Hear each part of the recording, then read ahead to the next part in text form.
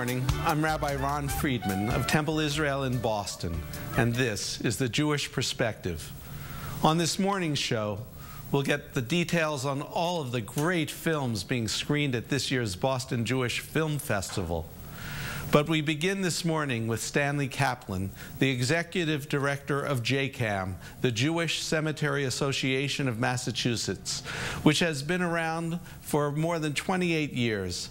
His organization functions as a Jewish burial society for the Jewish communities of Massachusetts and to honor the dead in accordance with Jewish religious practices and traditions. Today we'll focus on Malden's Maplewood Cemetery, a Jewish burial ground where the majority of the decedents were children. Welcome, Stan. Thanks for joining us again. Shalom Aleichem, Rabbi Friedman. Stan, I did read the story of the project that you've embarked on, and I was so impressed. I wonder if you'd share the details of it. Sure. This is a story of redemption and incredible charity.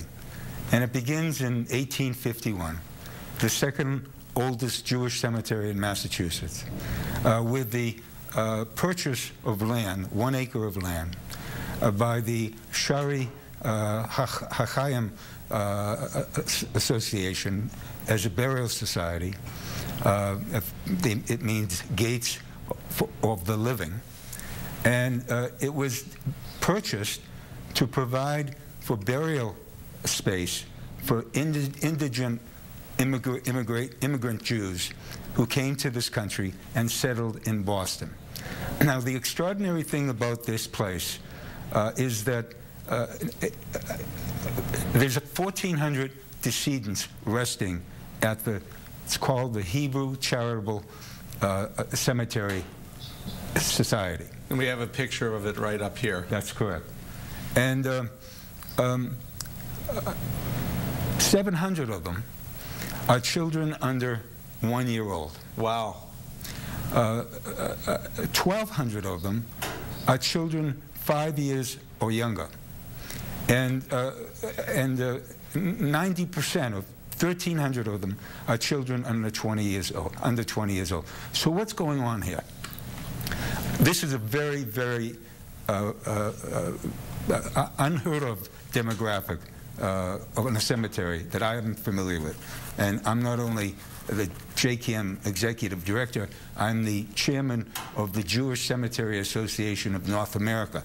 All of the Jewish cemeteries in the United States and all of the Jewish cemeteries in North America. There are a lot of Jewish cemeteries, and this is particularly unique. So what happened?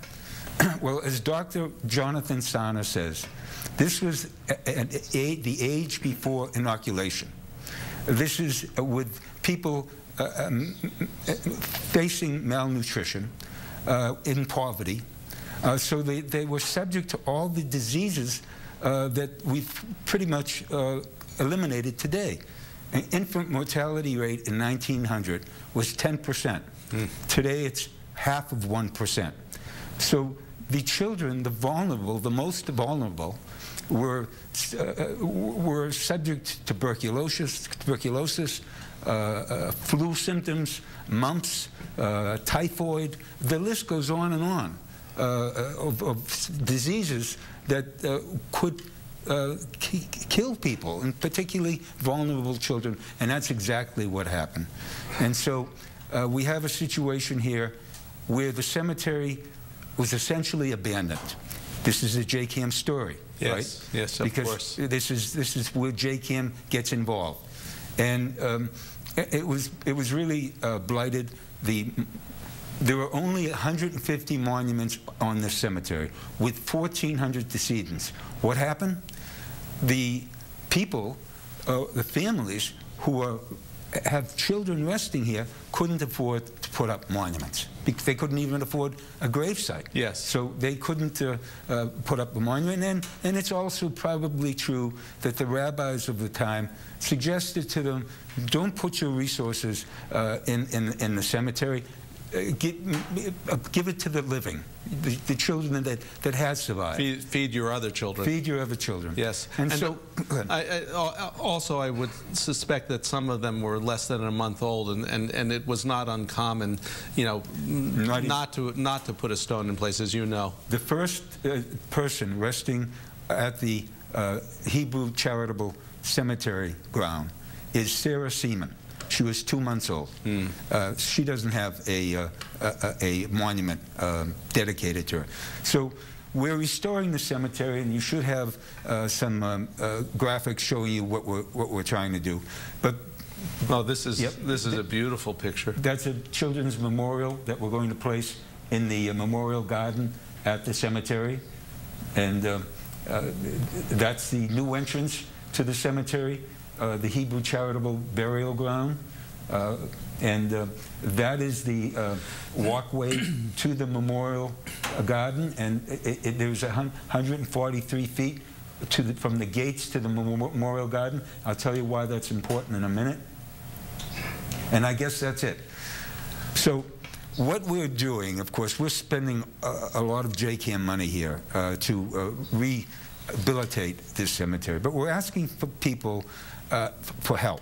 And the help we're asking for is for them to buy a brick which will line up on both sides of this walkway from the gate to the memorial garden and inscribe it with a name of one of the children that do not have a monument and their date of death, so that this will symbolize for the people that are resting at the Hebrew Charitable Burial Ground that they have an everlasting monument dedicated to them.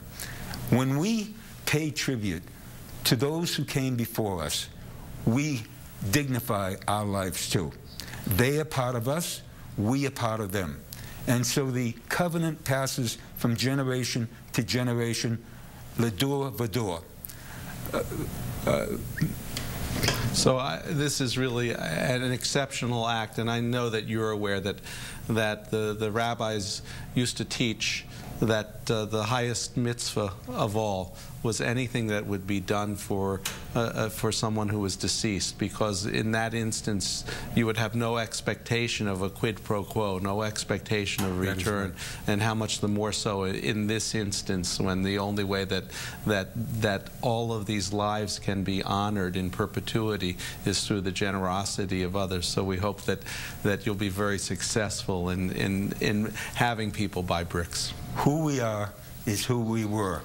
And as I say, that is the mission of JCAM. Thank you for joining us. This is really something important and very, very special as an act. If you'd like more information on the Jewish Cemetery Association of Massachusetts and the Maplewood Cemetery, go to JCAM's website, www.jcam.org.